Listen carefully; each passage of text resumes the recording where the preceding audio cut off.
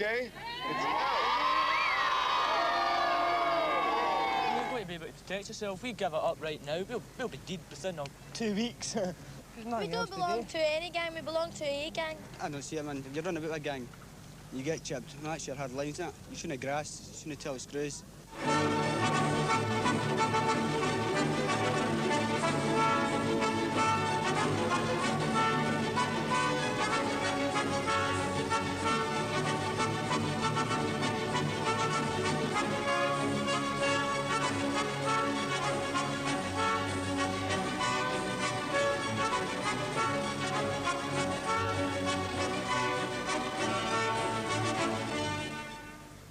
Members of the Shamrock Gang gather in the centre of Glasgow.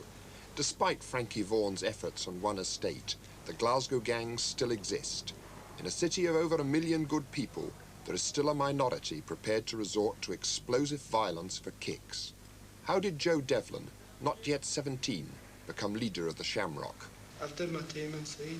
Everybody just, take me for a till man, because I do things people don't do, Like I say, I'm always at the front of the crowd if there's a fight, I'm always right in the front if there's any damage. There's nearly everybody wants to get in the front, but I always see me end up in the front, when there's a fight. You fight with your fists? No, we'll use hatchets and that. Other kind of weapons, anything at all, You might kill somebody. Oh, you don't think you're going to kill him. I mean, like I say, if 60's plunge him at the same time, it's a good chance, but you don't think you're going to kill him till maybe after that. He might be seriously ill or something like that, But you don't think you're going to do him in, but it's happened a couple of times. Like I said, the boys killed that bloke in the fleet, did him in.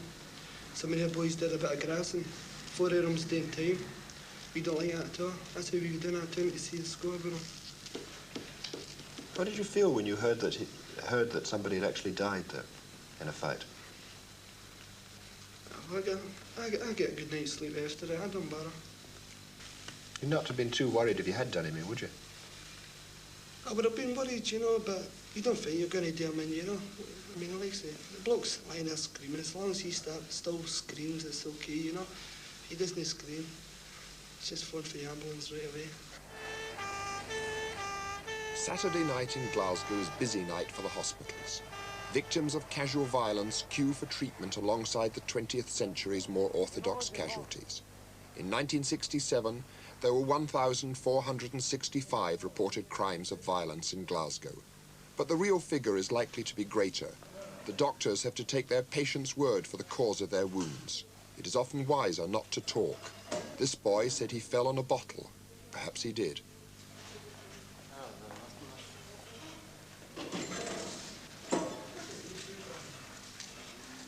Drink is often the fuel of violence, and alcoholism is 5 times more common in Scotland than England. It is not the only cause. The gangs will fight cold sober, while the drunks sit it out. Saturday night in the Locarno dance hall, and Glasgow belongs to its youth. Burly men watch warily for the known troublemakers. Glasgow sprawls over 62 square miles, but the entertainment spots are crammed into a few streets in the city centre. On Saturday, all roads lead to Sauchiehall Street. For most, the Locarno is a place for an evening's innocent enjoyment. For a few, it is a disputed no-man's land. Everything is planned to nip trouble in the bud. The front door is heavily guarded, and each male must submit to a frisking. Some are known to the doormen and are asked firmly to go elsewhere. But the weapons are not easy to find.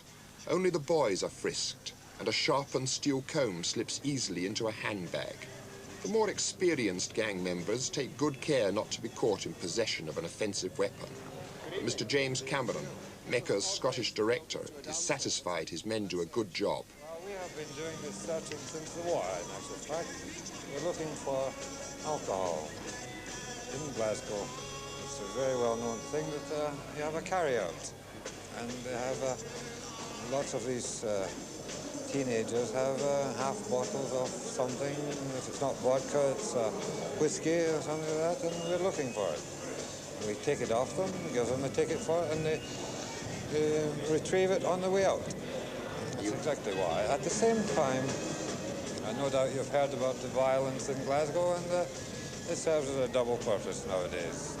Should they have any weapons with them, we are able to find same.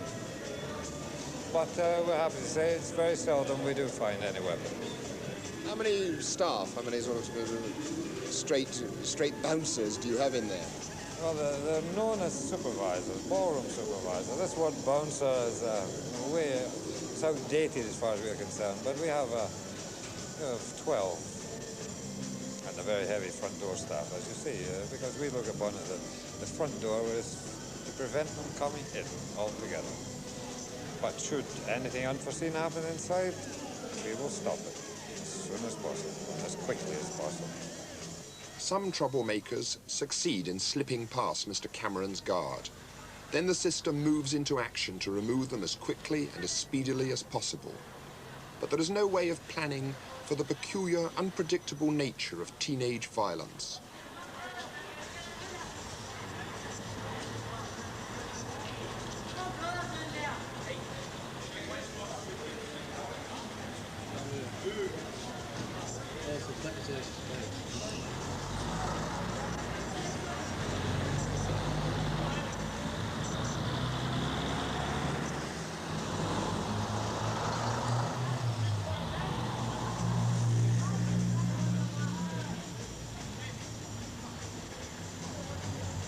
To combat gang violence, the Chief Constable has formed a special squad of men, known to the gangs as the Untouchables. The police, who say they are on top of the problem, never officially use the word gang fight. Sergeant McMaster, you're one of what I understand in Glasgow referred to as an untouchable. What's the word mean? The Untouchable series was devised from a television series which was particularly popular in Glasgow. The plainclothes officers in America were used to combat federal offences, and the local youth have used this as a nickname for the group disorder vehicles which operate in the city. You say group disorder, a gang fight? Group disorder is a better word, I would say. Sergeant, what exactly do you do? Well, prior to 1966, there were numerous outbreaks of group disorders in the housing schemes of the city, and in January 1967, the Chief Constable formed in each division a group disorder vehicle composed of a sergeant and a number of constables. The object of this was to combat group disorder. Obviously, one constable or two constables on duty in the street, coming across perhaps a number of youths engaged in group disorder, were unable to combat this on their own, and these vehicles were brought in to being so that in the event of a call being received, they could be quickly dispatched to the scene and deal with the situation as they found it. I've spoken, though, to young people here who say, or it's not gang warfare, but that they still sort of can't go off this scheme down into another scheme or down into other areas without the risk of running into trouble. Is this so? I wouldn't say so. I think that's a ridiculous assumption on their part. That any person can walk freely in any street in Glasgow without danger of being molested in any way. Oh, Sergeant, people have been stabbed in the streets of Glasgow. People have been stabbed in the streets elsewhere too. A black eye gained in a fair fight is flaunted like a battle honour. There is little doubt that the gangs exaggerate their own importance. But surely behind their somewhat grandiose claims to have divided the centre of Glasgow among themselves, there is a lonely need to belong. They lay claim to territory and fight to hold it. Shamrock's got a good bit of territory down the town, you know, Dundas Street or Gale Street, you know, they've got a good bit. And I like to say, if any other team come into it, you know, like say we walk about these places, and if any other team comes in it, it's a fight right away. That's the way it goes. What do you mean you've got this territory? I mean, this is an open street in the middle of a city. Well, like say, it can be, you know, Union Street in Glasgow. It can be run about there. That's their territory, you know. We can't go along here, not unless maybe there's 1 or 2 years, you know, because it's busy. They can't come along here. If they do come along, there's bound to be a team of them. That's a fight. Do you keep the fights private among yourselves? I mean, I can walk down these streets. No, don't think so. I mean, I mean, if you're standing there on a gang fight, you'll probably just get what anybody else is getting. Ah, but if I just walk down it, I mean, I'm allowed to come down the street if I'm not with you or with one of the other gangs. Well, like say, the Shamrock, that's one thing about them, you know, they don't take liberties, you know, but Cumby, you know, they take, like say, if they're running down a street, fighting and that, they just hit anybody. Yummy, yummy, yummy, with a sister Cumby, and we feel like chipping a tune. The identification with the gang is sometimes total. The Cumby gang claim the rapidly vanishing slumland of the Gorbals as their territory, but few live there. When I asked where they lived, they replied not with place names, but with the names of their nearest gang. I live out beside the Shamrock. I live beside the Fleet. I live beside the Bundy. I live beside the Hull. So most of you live north of the river? Yeah. Yeah. Well, how you run with a gang on the south side? Because of the best team in here. Because everybody used to come for here. For the suicide. I say, you just keep them back down to suicide. And we're the best team in Glasgow. It's like a regiment. Oh, It is, isn't it? It's like a clan. Black watch, It's like a clan. I mean, you stand by them. It's just mates you've got. You get more mates out. You just be running about with one or two mates, you know. Well, look at the birds we've got, they're brilliant. Oh, that's a dollar, yummy. Two slats. Most people who come from the south look at the Gorbals and they say, hell with that place. I mean, that's really the worst place I've ever seen, and yet it means a lot to you. Why? Because we originated from here, and we're going to stay here, no matter what comes up or what comes down. You grow up here, don't you? Well, what's it got that the new places haven't got? Atmosphere. I mean, people are friendly down here now. I mean, the atmosphere in these schemes. Faced with a housing problem of disaster proportions, the Glasgow Corporation have built over 80,000 homes since the war. It is a remarkable achievement, but they have been criticised for not providing sufficient shops and community facilities on the estates. The young say the estates are just a place to sleep, and in Black Hill, the few shops are steel shuttered against the violence which some say is born of boredom.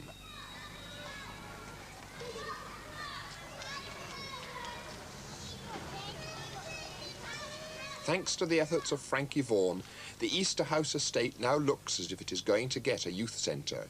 It remains to be seen if that will end the violence. But for the mothers on the estate, talking with their MP Hugh Brown, there is no doubt that Easter House lacks a community heart. There's no community centre if you're amongst the people themselves. There's no spirit. We all come up here with good intentions. We came here thinking we're giving our children a better chance. We're moving out of the city itself, coming out to fresh air, open fields and all the rest of it, which was all we do have. And what has happened? Nothing's happened. I mean, the shopping centre, we were promised libraries. We've now got a library open 2 weeks ago, and we've been 10 years here. I mean, what else is there? I mean, when you come to think of it... Hugh Brown, I've heard this from the kids, I've heard it from the mothers here. Now, why didn't you build these things in the first place? Well, the library is a specific example of where we've been caught up because there is a new library planned to be part of the major commercial centre. But why didn't you do all these things to begin with? That's really the question, well, it is, yes. One of the reasons you didn't do it then was because the commercial interests weren't interested in coming in until the scheme had been fully completed. You can't force private enterprise to come in until they're ready to. We're talking in terms of 3 or 4 million pounds of investment in here, and you won't get them to come in until. Why not? But just a hut, that's all we need. But I'm sorry, if I can interrupt you, Mr. Brown. I mean, when towns are built other places in the country, when they build the new towns, I mean, they build a community centre, they build swimming pools, they build libraries. At that time, why didn't you do it 10 years ago? Well, no, I don't think this is true. I don't think this always happens in every new town. But it's quite true. The main reason for it was the demand for housing. Don't forget, we're talking in the post-war demands of people like this lady here. Quite rightly so. This was their first corporation house. Desperate to get a new house because they were overcrowded. So the emphasis was in housing. Build more housing and the community facilities will come along after. There's a two-way thing here. I'm not excusing the mistakes and the failures and the delays and what we've been talking about. But as I say, there's also, if you like, in a democratic community, there's more need for us to talk oftener and try and understand why some of these difficulties have arisen, and also to encourage people to take more part in the running of their own affairs in local organisations. There should be more active adults in churches or in all sorts of voluntary bodies who should be coming along and saying, look, what can I do to help to make this better? If they put one community centre in each section, I think it would help an awful lot. Yeah. I think it really would help. The one at Wellhouse, if our boys go down to Wellhouse, as you know, there's a gang down there. He's already been down there. Our boys go down there, they get chased back up again. They're not allowed in. See? And I think if you really built a community centre in each section, as Mr Brown already knows that, if it was built in each section, I think it would help an awful lot. Because I have a boy at 15 too, and he would go to these centres, but he'll not go down to Wellhouse. Why won't he go down? Because he's afraid to go down. I have a boy 18 and he won't go near Wellhouse. He wouldn't be allowed in, eh? He wouldn't be allowed in, he'd get chased. No. It's on a territorial basis, and there just aren't enough of them. Showbiz personality or social worker, somehow Frankie Vaughan manages to combine the two. No one can accuse him of doing good by stealth. Yet those who thought that he would quickly drop his interest in Glasgow have been confounded. He has been back and back again.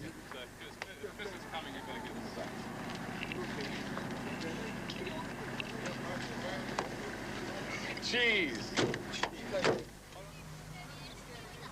Somehow, Vaughan does appear to have established a bridgehead between the adult world of law and order and the youth. Yet his first venture could hardly have given him much cause for optimism. No one knew quite what to expect when the police agreed to Vaughan's proposal for an amnesty, during which gang weapons could be handed in. But most of Easterhouse, reinforced by a small army of pressmen and photographers, came along to watch the fun. At first it looked as if nothing at all was going to happen. Then the weapons, that is what they were, began to arrive. It looked as if someone had been raiding the backyard of a hardware store. Even by the standards of the gangs, much of what was handed in appeared to come within the category of obsolescent. In the midst of it all, the police maintained a passive neutrality. As a social experiment, the proceedings had an odd carnival air, and although he has since become a trustee of the Youth Centre project, Glasgow's police convener, Bailey Anderson, was unimpressed. Well, of course, this is a comic opera, and nothing more, nothing less. Why do you say that? Well, I say this quite simply because speaking to some of the gang leaders this afternoon, they're just going along for the publicity, they're just taking people for a ride. You believe that this is, if it's not done any good, do you believe it may have done harm? Yes, I think it's done a great deal of harm because I think, quite frankly, that this has idolised the people who commit those crimes of violence, and those children see the gang leaders being idolised, being publicised, and of course I think those children will attempt to emulate those gang leaders who have attracted so much attention. Mr. Anderson, if this isn't the answer, what is the answer to Glasgow's gang problem? Well, we have found the problem by deterrent sentences in the High Court. Well, they have been ranging in the past week between 8 and 12 years imprisonment for attacks by an offensive weapon. And I think this is the real and the true answer. We must just simply, it's at the stage when we have to frighten people into good behaviour. But aren't there, in fact, also, deep social reasons for this? No, well, I don't see the deep social reasons for this, because we have got hundreds and thousands of good kids here in Easterhouse who live in the same housing conditions, who have the same educational opportunities, who have the same job prospects. They behave themselves. They are good citizens. So, you see, I cannot accept that. Don't you accept what many sociologists and people like that say are the underlying causes of the gangs, the lack of a community spirit, the lack of a community life in the estates and things like that? I don't accept this at all, not for 1 minute, because not all the gangs are centred in Easterhouse or in the vast housing estates. So let the sociologists explain why why gangs should not be in other areas of the city where there is a similar problem. It seems to me what you're saying, Bailey Anderson, is that the authority has no more answer to the gangs than simply to meet their violence with heavy sentences. Yes, I think this is the real answer, because I quite simply believe that the greatest deterrent against a person committing a crime is the certain knowledge that they will be caught, convicted and adequately punished. I know this is frightening people into good behaviour, but I am afraid that this is the only answer, and as police convener, this is the action that I'm taking, and which is meeting with quite a degree of success. You're going to end up in Barlinnie if you go on like this, aren't you, Joe? It's a good chance, yeah. Probably will come, you know. But, well, I mean, if it comes, it comes, you know. You don't fancy it, but you can't be helped, you know. You don't think you're getting to jail, but if you get to jail, that's it.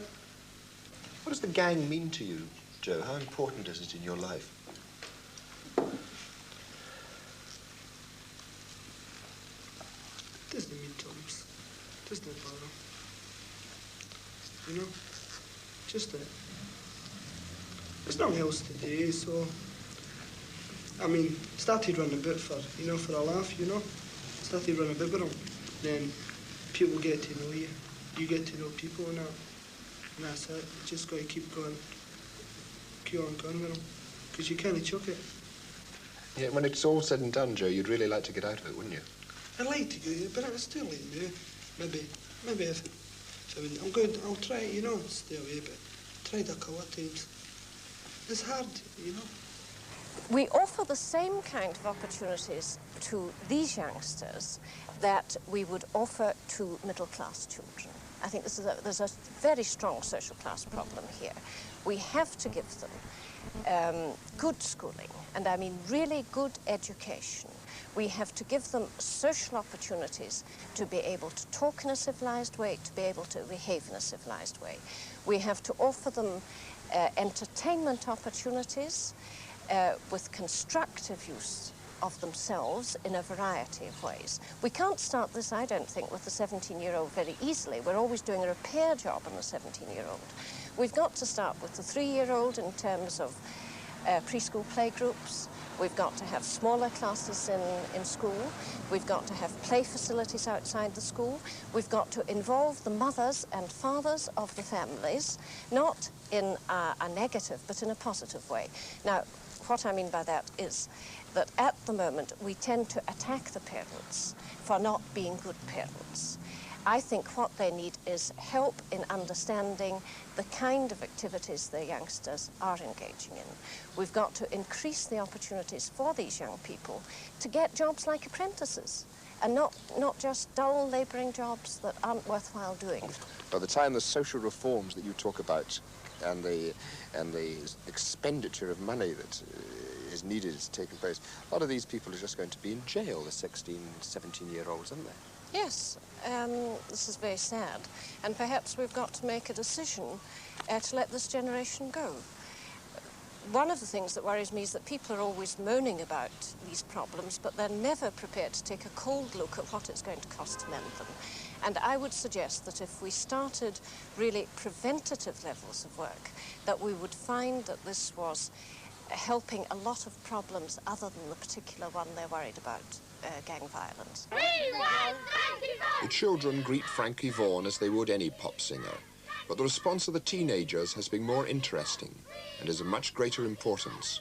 The reason I came here today is I wanted to meet as many of the lads and girls as possible, right?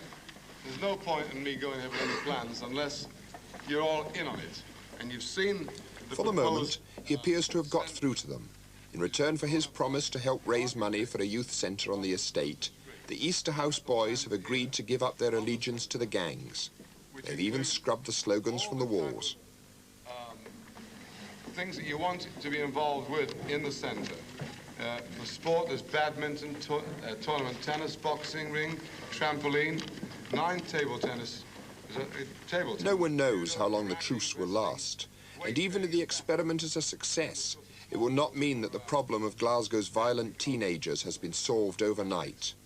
But a new start has been made. And of course, you've got coffee areas and a place to dance, sort of discotheques. But not all Glasgow's youth live in Easter House. For the Spur gang from the slums of Bridgeton, a trip to the hills is an escape. It is also a reminder that other social workers, less well known and less equipped to raise money, live with the problem of a bored and potentially violent youth every day. John Webster is a Church of Scotland minister, but there is little deference in the gang's attitude to him. He can promise them very little other than his friendship and the hope that he may persuade others to care. What are you really trying to do with these lads? What's it all about? It's a good question. What are they trying to do with me? You saw this just a minute ago, didn't you? To be friends, if you want the easiest angle. To try and show that someone cares in an impersonal, violent world. This sounds perhaps high-fluting. I think it's just a statement of fact. To show that someone cares. At school, fairly impersonal. Home life, fairly impersonal. Work, fairly impersonal. The street corner, the pub, the tote. The police, all impersonal. It has to be in many cases. Treat them as human beings. They'll respond. Do you think that by doing this, though, you say they respond, do you in fact think that you can do anything to sort of lessen the violence of Glasgow? I think so. I think if there was a lot of clubs like this, a big contribution could be made. We don't say we've the answer, but certainly the answer doesn't lie in pontificating from vacuums of inexperience. Letters to the papers. You know, get your MP, the councillor should do this, the police should do this. And the people who write these letters will not roll up their sleeves and get their hands in amongst it. If you know the boys as persons, then it seems there are redemptive possibilities. What's a trip like this mean to them? Well, I think you can see for yourselves. It's escape, you know? The police aren't here watching them. The local people aren't here. There's no one. They're just themselves. They can escape. They can be themselves. They can be rowdy. They won't be held for breach of the peace or anything like this. They're living here. Look, I mean, throwing stones around, cooking, putting a tent up, complete escape. They wouldn't like to live up here, mind you. They're much happier living cheek by jowl in their own community, with flooded backcourts, with choked drains and this sort of thing. But here for a while they've escaped. The only way to do it is to get down amongst them. Bridgeton and other districts in Glasgow are leaderless communities because the professional people, they just bail out at night and the community reverts to type. There is no solution. We have no solution. But I think the nearest one can get to showing some kind of solution is to identify oneself, to care, to befriend, and you'll find that many of these boys, much maligned, are the salt of the earth. Mr. Webster, you talk about this sort of professional exodus and the need perhaps for the letter writers and those who condemn to come in and help. But are there specific things that the government, that the Glasgow City Fathers can do? I think do the same as your professional people might do, provided there is a little money available. Come in and befriend. People with cars can take 6 boys away for a weekend, skiing in the winter time, hill climbing in the summer. Get to know just a small group. Let them see, I think, that the cars that flash through daily, you know, that the professional people in them care, that the bosses at the work care. The old days, it was an awful lot to be said for it when you had the community village built round the factory. When bosses and workers, in their spare time, played on the bowling green, played elsewhere together, were seen in the pubs together. Do you think there's much likelihood of this happening in Not Glasgow? a hope, not a hope. And so you've no solution. The only solution is that somebody cares.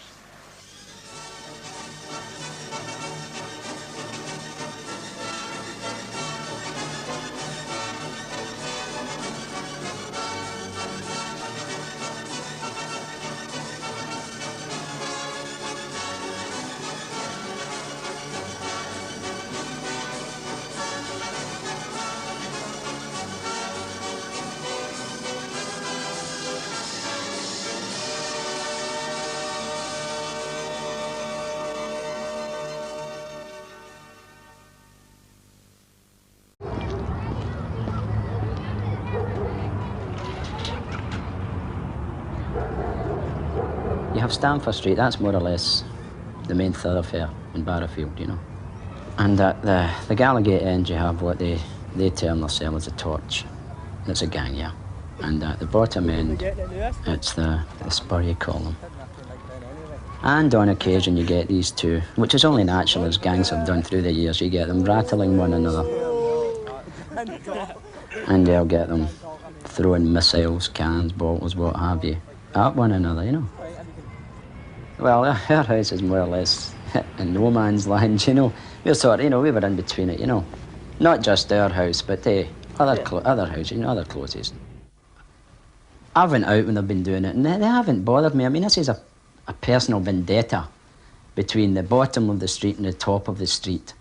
Unless either end know you are a member of either faction. The 9 times out of 10 they don't bother with you, because I've went to the shop when I've been doing it. I've just kept close out the road and I went down and got bread, cigs, whatever, and came back up the road again. Just dodged the bricks? Yeah. I know it's ludicrous to say this, but sometimes it can be funny. You know, you stand and you watch them squealing and bawling at one another, you know.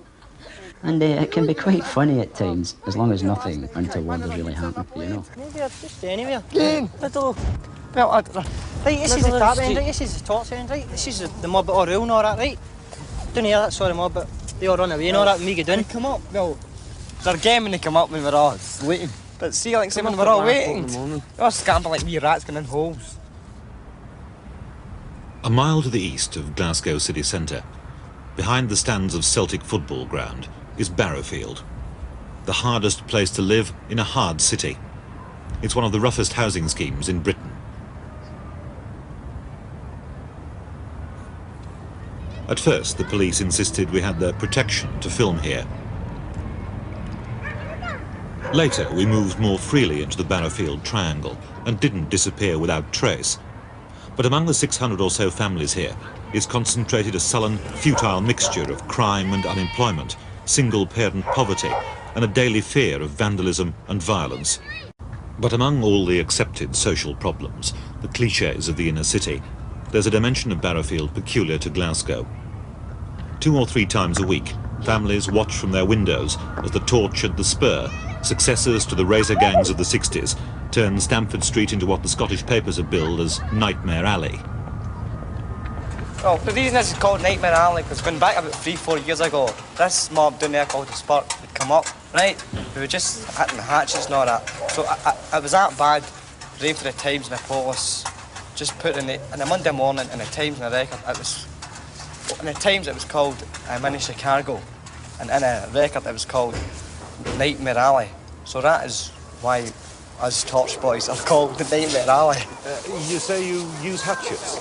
Swords and everything. Swords. What kind of swords? And you've been in a butcher's, you've been in a butcher's getting upon a mince. Well, you go a kid and you blag them. And that's that. Put them down your, you go like that, put them down your juke, put it in, and that's that. You got to wait down and do the milky. That's it, man. But you don't use fists? Fists on them. Sick. You don't go to the guys, man. It's a bruise. It goes away. You go like that and that, man. That's it, finished.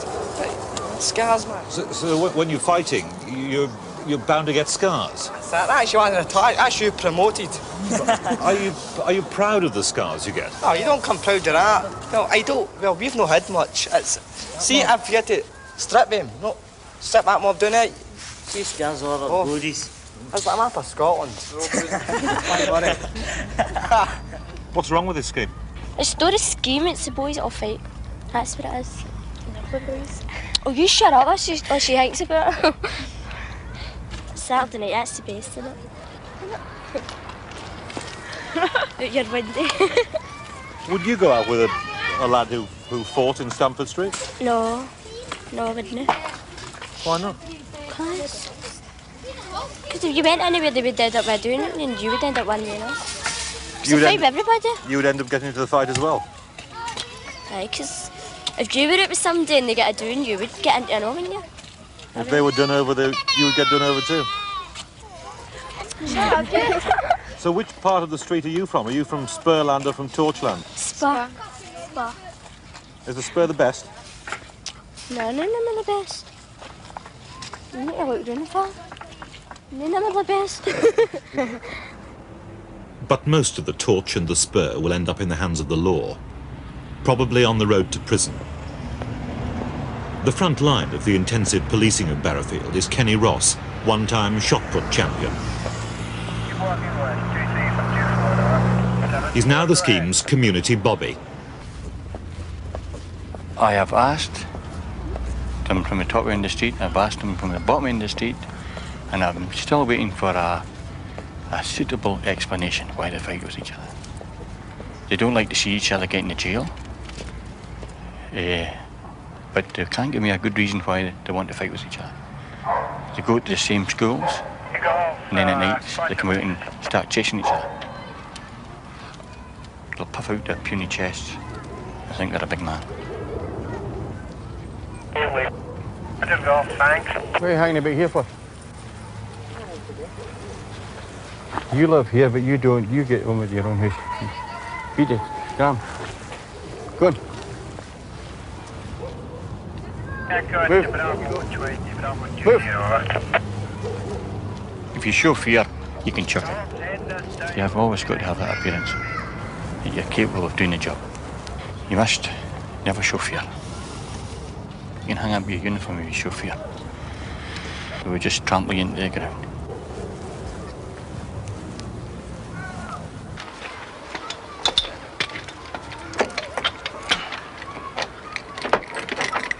I'd call this a pigeon loft. What do you call it? A ducat. Ducat? Yeah. How many birds can you keep in here then? Up to about 20.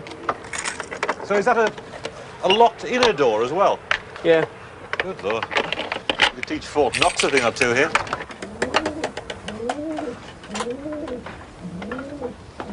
Can I come up? Yes.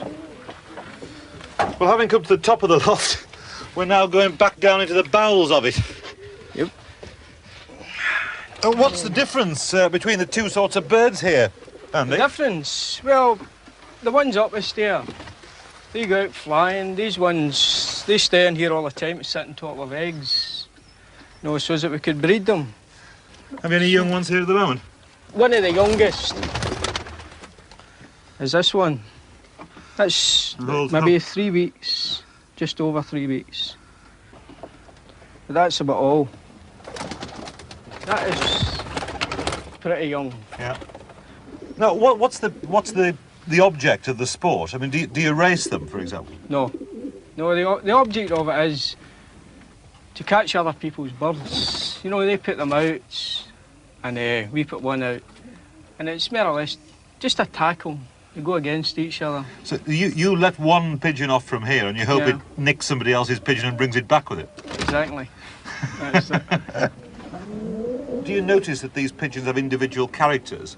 Well, they have. They definitely have, especially ones for flying. There's one up there. When you whistle on them, they're supposed to get up and fly. Well, they're supposed to, as I said. But this one, you've got to talk to it to get it up to fly. You know, it's just a wee quirk I've got, you know.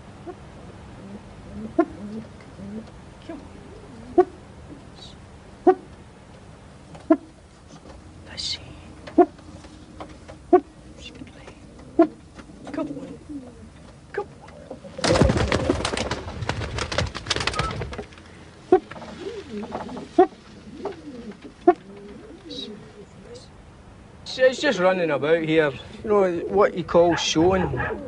It's blowing its chest up.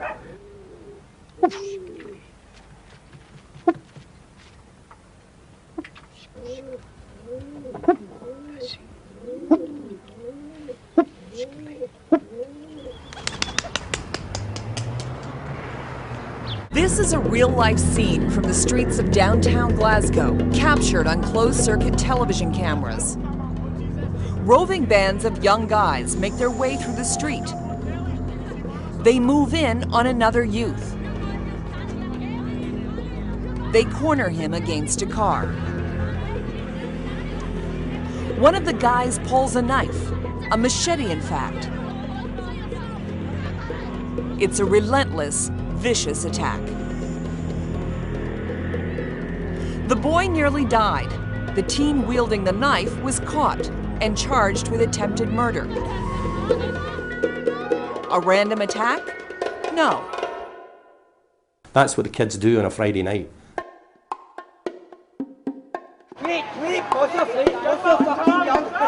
They will be sober when they leave home. They will take a knife with them. It will be a locking knife. They'll hide it down the front of their shorts. They'll go a short distance and they'll meet some of their friends. They'll share a bottle of wine. They'll share some high-strength lager or beer. Then they'll meet another group, and the other group will be the opposition, who will have had the same preparation for the evening. And then they'll fight. Can I ask you a question? On your cheek? Yeah, is that what they call a chip? That's a slash. When did that happen? Oh, when I was drunk, just got up fighting or actually.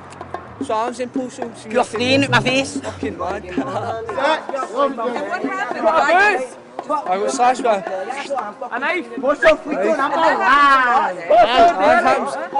or less every day about here. And they could fight 100 times, and the worst that will happen is somebody will get caught and be kicked several times, or someone will get punched. But now and again, two men will square up, or young men will square up, one with a knife and the other with a baseball bat. Who dies and whose family visits the grave and whose family visits them in prison is completely random. Knife crime is pervasive in Glasgow. What? You're lucky to be alive. Every 6 hours, someone reports a serious slash to the face. The scars are worn proudly, a measure of their manhood. These boys are from Postle Park, an area rife with gang activity. It's the way of life. What do you mean? Just cause your face somewhere, people try to fight with you in the town centre. And it turns ugly?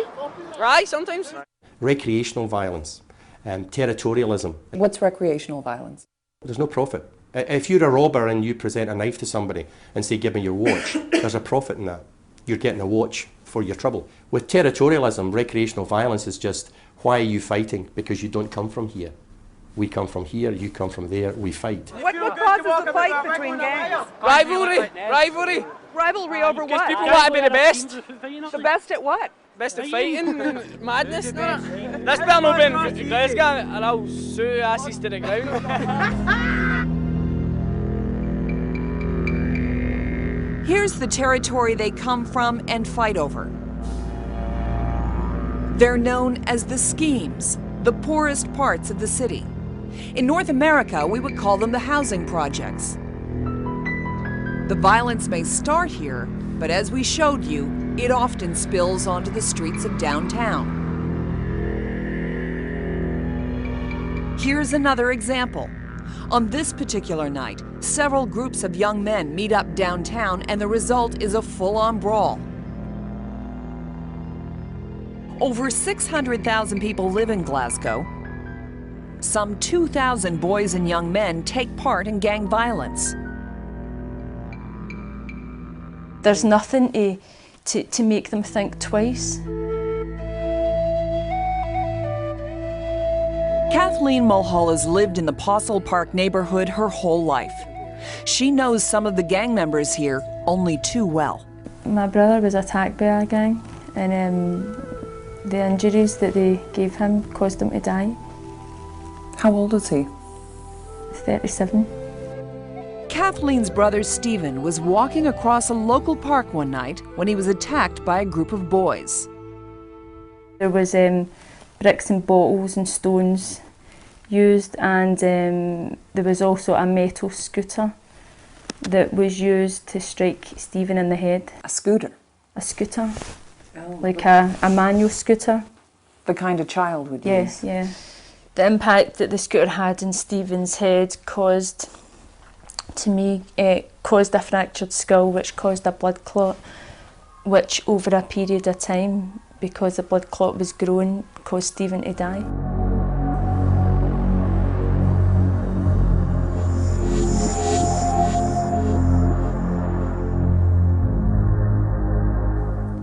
After our interview, we were shooting scenes of graffiti on this wall near the park where Stephen was killed.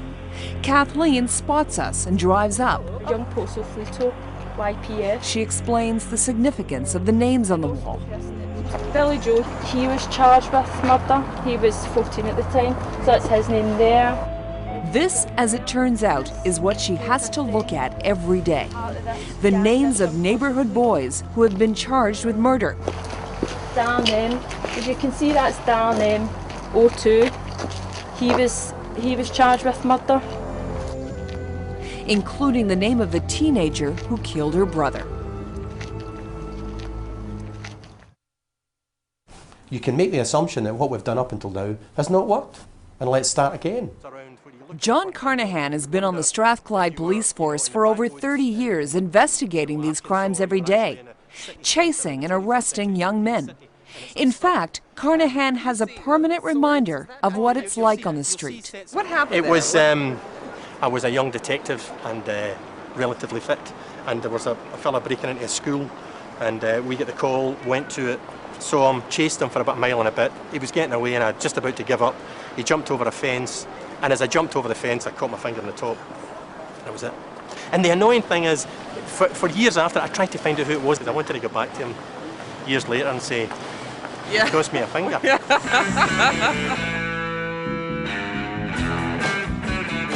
The blade culture in Glasgow is nothing new. Even a stabbing might not get more than a few lines down column in the Glasgow papers, because in this city of violence, ordinary stabbing is hardly news anymore. For the last 30 years, the headlines have been practically the same as they are today.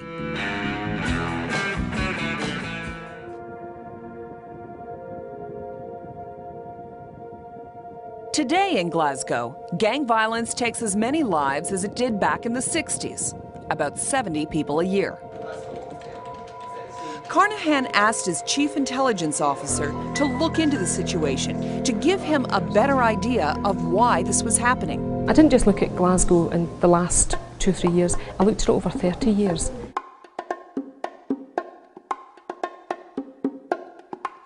And what we found was that despite all the effort and money and time that we'd spent, we had made no appreciable impact into violence in Strathclyde.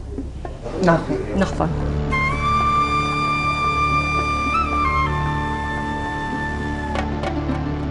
McCluskey didn't only look at the crime statistics, she looked at every statistic coming out of the schemes. And suddenly, they had the big picture. This was not only the knife capital of Europe, these neighborhoods were a death trap for men in general. For example, the average life expectancy for a man in the United Kingdom is 76.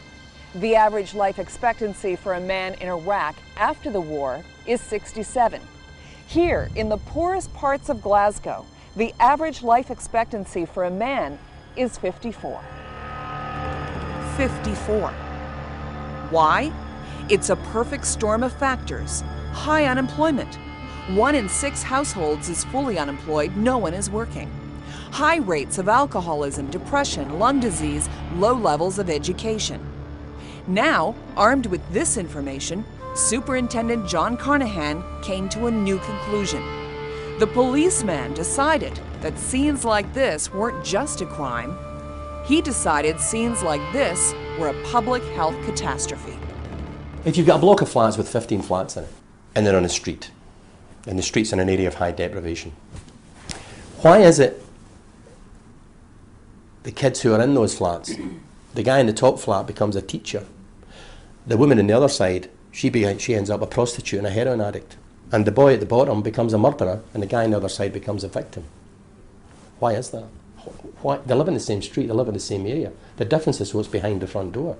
The difference is those early years. So I think the way to look at it is perhaps different from that criminal justice thing. And the way to look at it perhaps is to, or understand, is to think about it in terms of a public health issue.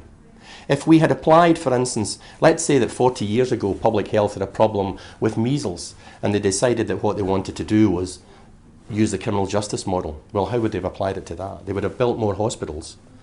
When you got spots, they would have put you into the hospitals and isolated you. They would have got more nurses to look after you. And once the spots got better, they'd let you out again.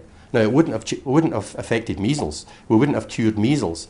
But everyone would have felt a bit safer because the people who had them and were infected were locked away. Now, the detective isn't saying violent offenders shouldn't be locked away. In fact, there's a whole new raft of legislation. Just what? Fight with other. I would question whether or not police should be doing this.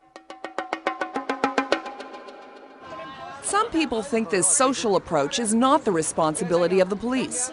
For one, Bill Aiken, a former judge and now a Conservative member of Scottish Parliament. Where I would part company is the fact that I think that basically this is not a matter for police. This is a matter for social work services, for the welfare services, looking after the unmarried mother. Someone's got to be doing that, of course they have.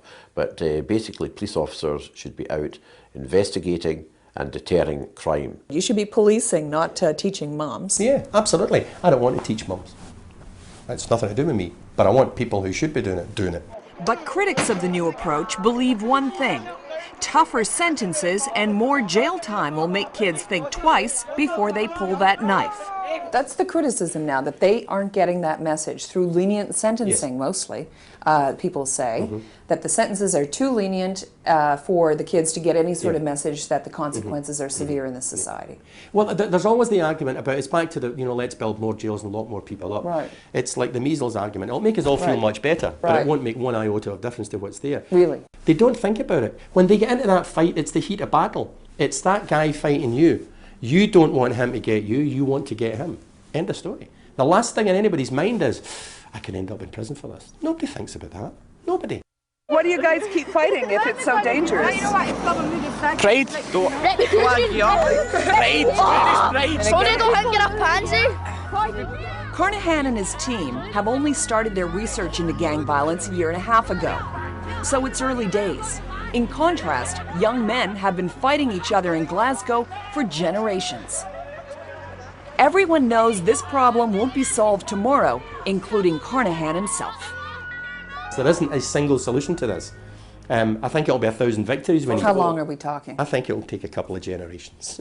But that shouldn't deter us, because we can start to make differences very quickly, I think. What we need to do is we need to be brave enough to commit to that long term. We need to say, yeah, enough is enough. Do you think everybody's ready to do that, say enough is enough? I think there are more and more people coming around to it, but I don't think everyone is there yet. Because the most important people that need to say that are the people who live in these challenged communities, are the young men who are in gangs. We need to help them to walk away from them and say, I don't want to involve in this anymore. As for Kathleen Mulhall, she won't stick around to find out how this story ends. She's had enough, all right. She's moved out of her apartment to another, safer part of town. It's time to leave here. There's too many bad memories here. I don't feel that I want to be part of a community that they're all part of. As for the boys of Postle Park, are they ready to say enough? To say no to gang violence? There's clearly a long way to go yet.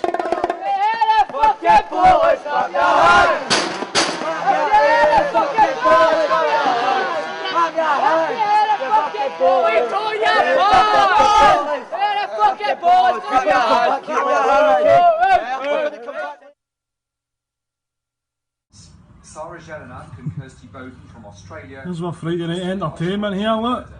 The only British victim was James McMullen. What's he doing? He's going to hit him or not? Simon, his mother Milagros and sister Melissa. Fuck you. All their attempts to remember James have been disregarded. Oh, fucking shit, Maggie.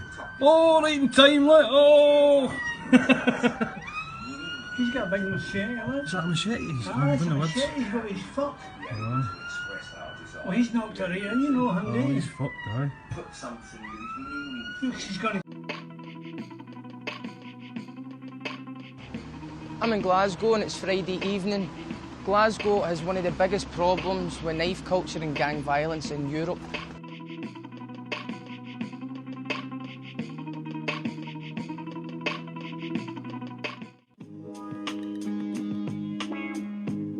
Glasgow's done a lot in recent years to improve its image, but the problems are still there in housing schemes like Pollok, where I grew up. I was a youth worker there and I got to see for myself what can happen to an area when it's left to rot over a generation. I've now moved out of Pollok and I live in a more affluent part of town. I'm just as skint as I was before, but I feel a lot safer. My heart's still in Pollok, but it doesn't mean that I particularly like to go back there. I'm standing on the Green Bridge in the area where I grew up. Now, this bridge has traditionally been a place where gangs would meet to fight. We're going to see if we can track down some gangs tonight. So what do you fight for? To well, else we going to do? Right and possession. To make sure that there are no shite bags. Right for a joint. So that's the way it's going to be, man, all the way through every cunt's life, because you've been through my dad's and all that's life. 5 years. So it just follows on from then. We have particularly in Glasgow and the west of Scotland, lots of youth gangs, groups of young people gathered around a territory. And the territory might just be 2 or 3 streets, and there is recreational violence. So it's a pride thing then? Aye. It's a bit of a pride thing basically. You just go by and let it decide then. The violence with young men can be quite intense. So do you never worry about the actual how serious it sometimes can get? All we basically worry about is who we stabbing this weekend. And that's where lots and lots of our serious injuries and murders occur. So what do you do before you go and fight? Back get mad with fucking basically it's all down to drink at the end of the day because you've got the adrenaline in you, man, they can stop you.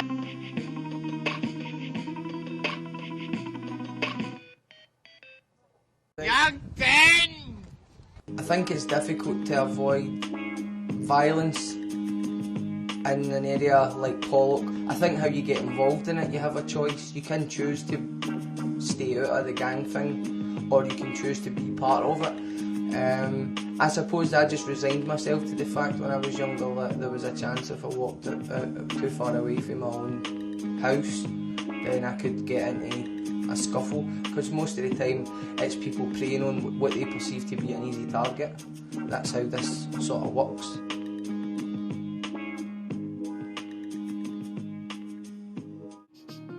I think the media use the young people as a scapegoat for basically a lot of social problems in society. We did take a chance in bringing them together. We said, right, we're taking you out the outside area, and it worked.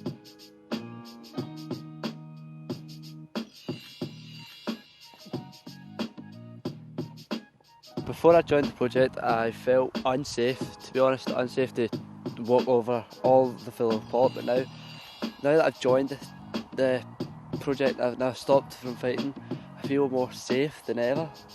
But like, I still feel a teeny bit unsafe, but by the end of the day in Pollock, you will always look behind your shoulders. Aye, that's enough.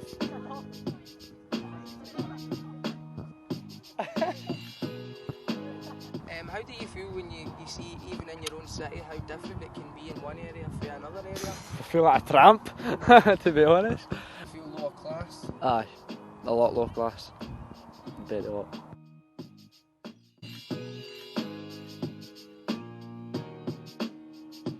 Just get the young team and these 2 schemes together, see what can happen. But it won't happen. Why not? Because they hate each other, really. Like, hate each other.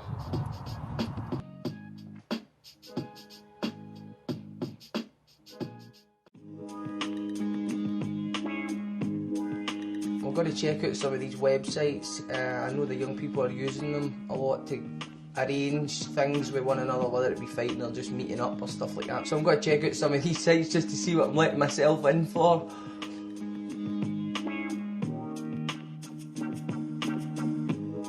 The majority of them I don't think carry. That's my gut feeling. I think there'll be a few that do and that do carry, and that's fair play to them. I can understand why. So I'll just be a bit anxious about that, because it only takes 1 second of stupidity and then that's it, you know. So we'll just have to go and see how it goes. There's people covering the news in Baghdad, but then again the life expectancy in Baghdad's actually higher than it is in 8 places in Glasgow, so I don't know if that's really saying anything.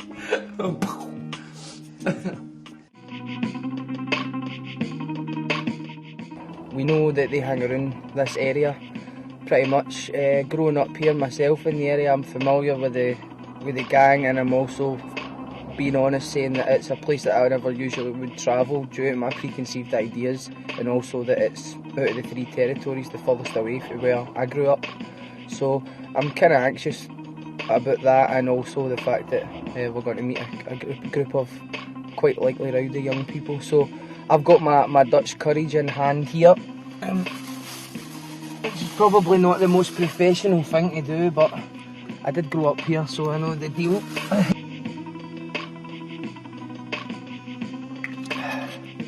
Okay, that's me feeling slightly better, as pathetic as it is, so let's do this.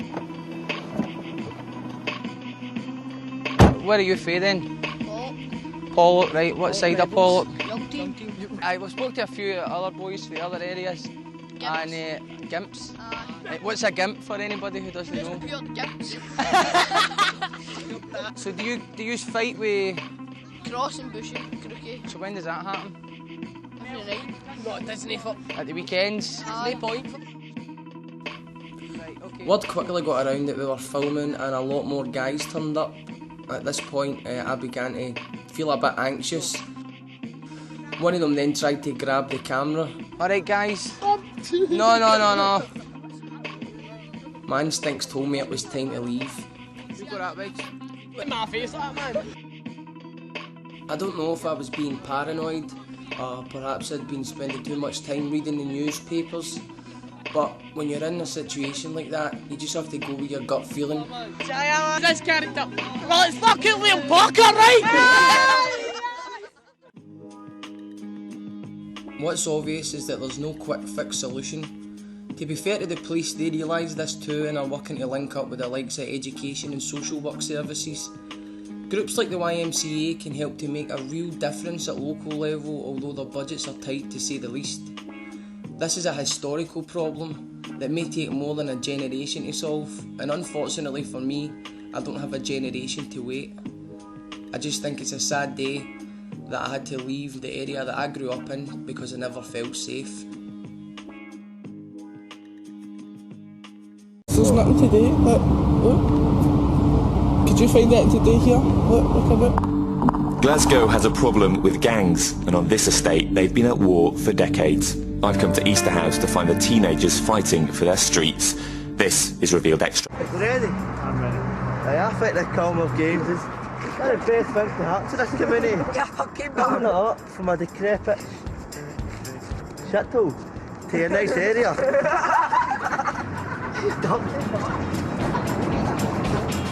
Once thriving, Kilmarnock used to have over 10,000. Stay in the east end of Glasgow and it is notorious for its gangs. There's the Dentoy, the Baltoy, the Drummy, the Proddy and the Aggro. Gang names, most of which have existed since the estate was built in the 1950s. The teenagers fighting today say they're in the same gangs as their dads and granddads were, and that fights like these caught on CCTV aren't that unusual. At times, murder's been the most common cause of death here for young men. I've been told that in the first 5 months of last year, there were 12 stabbings. The latest person was killed just weeks ago. So, I'm off to try and find the gangs. I don't know whether anyone will want to tell me what goes on here. When someone does agree, he seems nervous to talk on film, so we're keeping his identity secret. Tell me what gang you're in. Drummy. What goes on in the Drummy? Fighting. Bah. What kind of fighting? Gang fighting, obviously. Have you been involved in it? Never been in a gang fight in my life. But obviously, I'm going to tell you that exists in front of a camera, you know what I mean? Okay. You end up getting caught with grass and all that. He is drunk, and I can't tell whether he's exaggerating for the camera. But seeing he isn't happy saying much makes me wonder just what kind of trouble he'd be in if he did. Back in the car, I spot a group in an area I've been told is controlled by another gang. What gang are you in? Provy. The Provy. The Provy rebels. Walk down to the shopping centre and you see somebody, you'll end up fighting. What do you a different scheme? One word which comes up quite a lot is this word scheme, and that is basically a part of an estate. What do you mean by scheme? Different area. Housing scheme. If you walk through Drummy, you'd be fighting. I get my fingers chopped off. You get your fingers chopped off? Aye. Yeah. Really? You get your fingers chopped off? Aye. You know your people who've had their fingers chopped off? Aye. It's got to mess you up though, hasn't it, growing up? It's just what happens, doesn't it? A way of life. Happens, doesn't it? A way of life? Aye. It's almost like people here are conditioned to violence or to seeing violence, and when you're told that there's a lad been taken down the field and his fingers have been chopped off with a machete, but he deserved it, that blows your mind really. What way is it a way of life? It's a reputation. No, it's just a thing. It's the If you were in the Provy, would people not respect you? No, I wouldn't respect you. Do people get killed here? Huh? Do people get killed in these fights? Aye. A guy get murdered the other weekend. Was that gang related? What are you fighting for? This team and ourselves. Your area? Aye. You're fighting for this? For this territory. Protecting yourself. Would you die for this then? Aye, I'd die for Provy. You'd die for Provy? Yep. I wonder if he would go that far, or if it's all just banter for the camera. The police say things have improved here and that they know who the troublemakers are. One officer told us the last big gang fight was last summer. The next day, and I still haven't really got my head round what the gangs are fighting for. I meet Sean. He used to be in the drummy and says he still knows the gang, but that he doesn't fight anymore. Whose area is this? This is the drummies. What about those houses over there? That's Dentoy, the boundaries lit at the top of that hill. And that's the Dentoy. So if you were to go over that hill, what happens? If people were to see you, then probably get involved in a fight. The drummy and the older ones, I expect the younger ones to live up to the name. For what we've been told, you've got a couple of lads coming over this side, you've got 2 lads there, the rest of them hiding in the bushes. By the time they get to the middle, the rest of them come at them with whatever weapons they've got. They'll throw bottles, bricks. You're not fighting a war. No, it's like, well, people that right, I'll say like the troops and all that, it's not really like an army or anything. A lot of people are trying to distance themselves initially from being involved in a gang. So while they're not necessarily saying they're in the gang anymore, if someone comes into their area and there's a fight, I get the sense they'd still be involved. Do you reckon you could end up fighting again with the drumming? I reckon it could happen because like, you never know, but if I got an option then I would prefer to say no. You hear about gangs around the world, and when you hear about it, it's often associated with drugs. I'm told that isn't the case here. What is it all about then? It's just about reputation of the territory, but not related to any money or drugs. And is there a leader? No. Such a gang? Basically everybody's just doing it all themselves. So people are putting their lives at risk for nothing more than a street? Yep. When you say it like that, it sounds a bit stupid, doesn't it? It does, but it's been happening for that long now and basically it won't stop.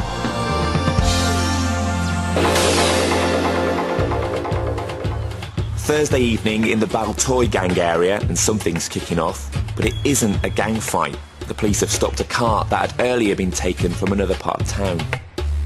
After a few days, I'm starting to get the picture. The gangs fight to protect their patch, their scheme, from, well, nothing more than other lads walking into them. So far, I've had no problem walking into any area until I approach this group. Their instant reaction is that I'm looking for a fight. We'll get to have a chat with you? Alright, okay. Okay. What I don't realise is that while I'm explaining what I'm doing to these lads, others are threatening the crew. After things calm down, one of the lads, Jordan, says he wants to talk. That's his skinheads, mate, right? The skinheads? You're right. Obviously, man, I'm grown out, you know what I mean? But it's part of our culture. You grow up in the atmosphere. I was a fag, right? I'll tell you, mate, I was. What sort of things have you seen? Stuff that I wouldn't like to describe. You can take me to Easter house, but you can't take the Easter house out of me. Right. You know what I mean? Yeah. You know what I mean? At the end of the day, right? I've grown up here, right? Fought every scheme in Easter house, you know what I mean? But see, at the end of the day, man, backfires on you. How do you get out of it? Well, see, honestly, you can't really get out of it. I now realise that what I did, a stranger approaching a group, could be enough to start a fight here. Yeah, you've got a lot of boys making me and approach this skinnies, mate. I get the impression that Jordan's frustrated that it's difficult to get away from gang culture in Easter House once you've been a part of it. Others are telling me that they don't want to lose their mates' respect by not being involved, and that a big part of the problem is they've got nothing to do apart from get drunk. I meet up again with Sean, and this time he's with his mate Darren, who also used to be in a gang. I want to find out what goes on in Easter House during the day. Not much at all. Nothing, There's nothing, exactly. Drinking starts pretty early on a Friday. Yes. Do you think the idea of fighting for an area has gone, and actually now all you're doing is fighting because people are drunk? I think it is just because you're drunk. And just try to live up to the name of the scheme. Aye. Do you want to just get out of here then as soon as you can? Is that the plan? No, I wouldn't like to get out. I would just like to get a secure job. I've been paid off and on so many times. That's why I prefer getting into something to do with sports. Sean and Darren used to be in rival gangs and say they're only friends now because of football. Now, this might look like any pitch, but it's one of the only places in Easter House where the gangs will come together, not to fight, but to play football.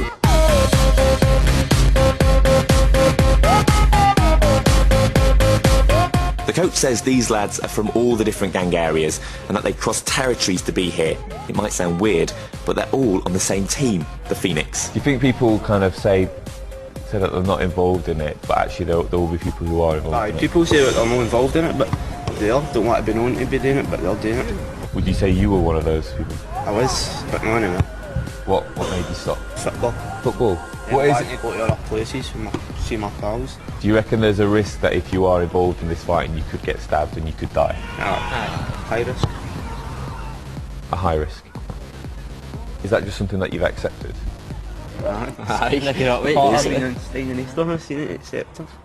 Do you all know people who've been stabbed? I seen somebody getting stabbed, but like instead of leaving them, they just kept stabbing them.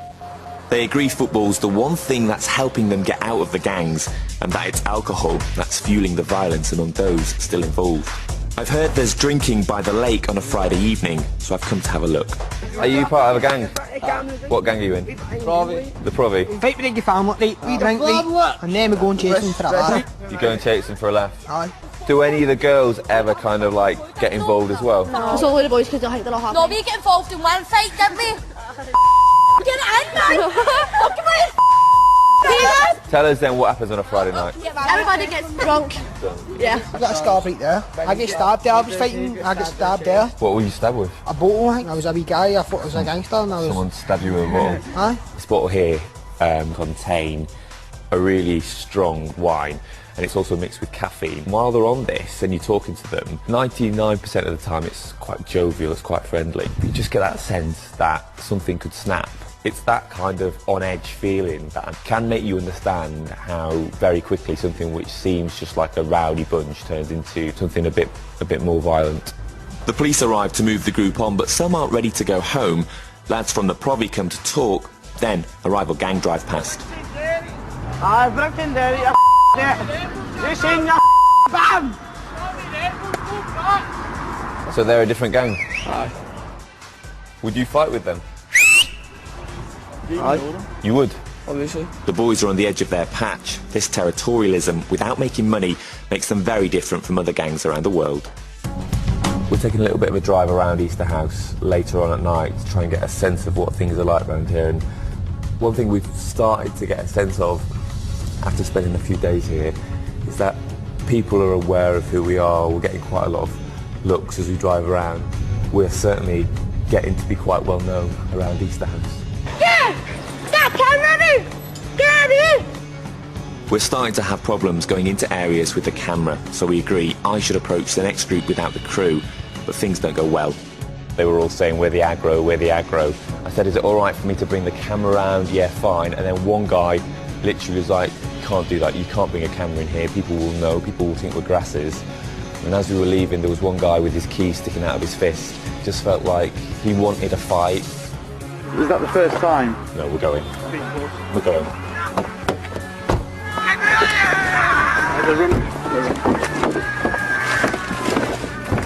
Get the wire. In fact, they're right there right now, so we're going. There were at least 3 guys who were then literally running full pelt at us, shouting. It's kind of that territorialism which you can understand why some of the other lads around here don't want to be seen going over towards the aggro. But their attitude and the way that they are so uninviting to you to go into a certain area, as if you are actually on their area, makes you feel a little bit like anything could happen. Yeah, I'm pretty glad we're not there anymore, to be honest.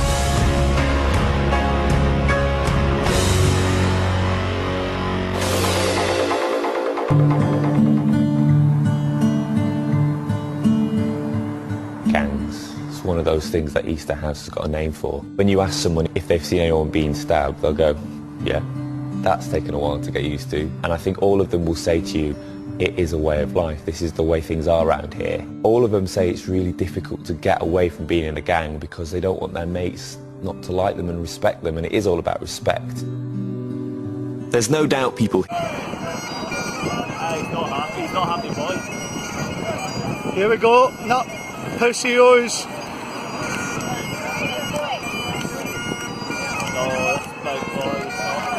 Oh, here we go. And there we go.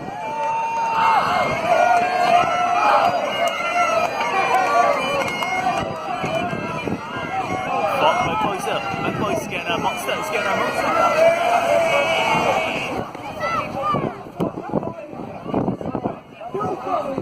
Go to the body, come and get it! Get it! Get it! Get it! Get it! Look, hey, look,